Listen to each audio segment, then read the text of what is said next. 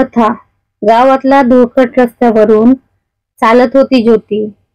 हातात जुनं थैल्याचं काही पुस्तक, मनात असंख्य विचार. लग्नाला 10 वर्ष झाली होती. सुरुवातीला सगळं छान वाटलं, पण काळ जसं जसं गेला तसं तसं तिच्या आयुष्याचं चित्र बदलत गेलं.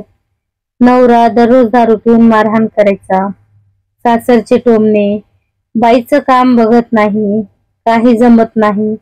ऐकून ती शांत व्हायची, पण आतून तुटत जायची. एका रात्री मार खाल्ल्यानंतर ती शांतपणे बाहेर पडली.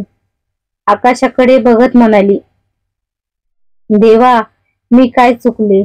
उत्तर मात्र तिच्या आतून आलं, तू चुकली नाहीस, आता उभी राहा. त्या रात्रीपासून तिचा प्रवास सुरू झाला. सकाळची ती शाळेत जाऊ लागली. झाडू मारून, भांडी घासून थोडे पैसे मिळवायचे आणि उरलेल्या वेळेत मुलांना शिकवायची.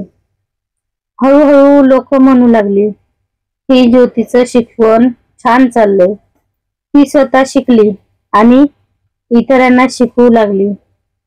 काही वर्षांनी तिचं नाव गावात शिक्षिका ज्योती म्हणून प्रसिद्ध झालं. आज ती स्वतःच्या शाळेची मालकीण आहे. ज्या घरात तिला एकेकाळी कमी लेखलं जात होतं, त्या घरात आज तिच्या यशाचं कौतुक केलं जातं.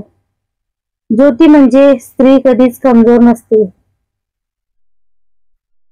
फक्त तिला स्वतःवर विश्वास ठेवायला शिकवायला हवं.